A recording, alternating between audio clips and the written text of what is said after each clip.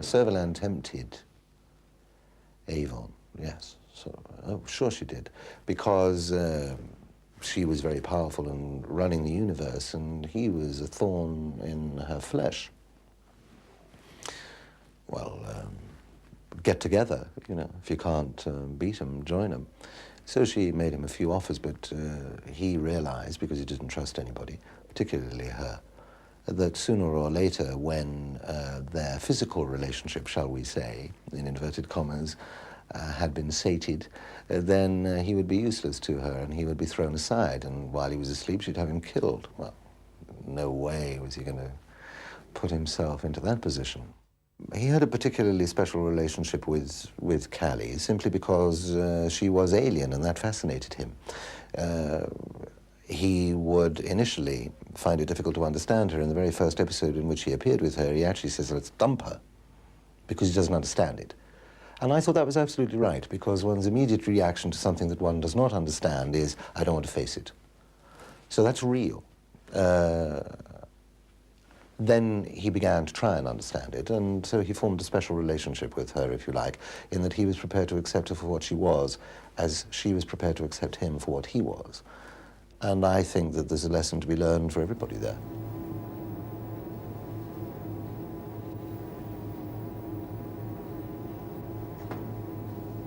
Zen, let's get out of here.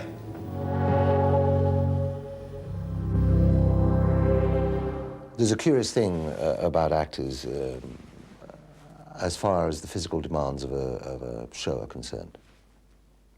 Obviously, it's tiring because you're getting up at 5:30 every morning or whatever to go out on location and filming in all sorts of weathers. And then there are stunts. And on a show like Blake 7, there are a lot of stunts. And there's a curious thing about actors in general, and I include myself, is that we all think we're Arnold Schwarzenegger or something, and we're macho men.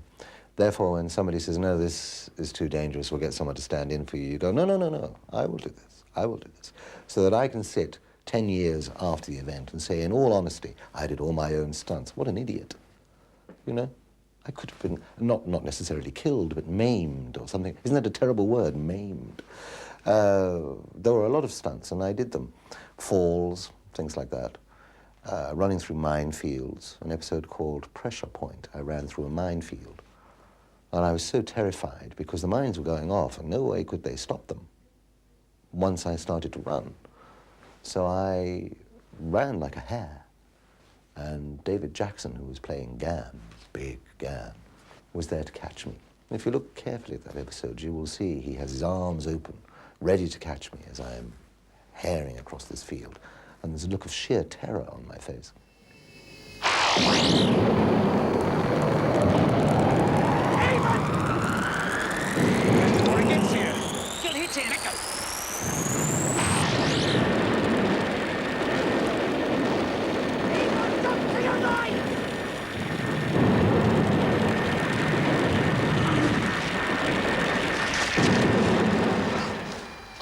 Thank you.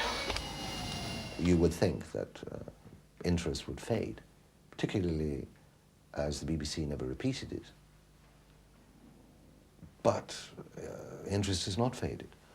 It's, if not as popular as it was, not far off. And it is amazing to me to walk into a supermarket to buy whatever I want to buy, and people come rushing up. Well, they don't rush, they stroll. Come up and say, hey, I watched your video the other night, or I bought one, or whatever.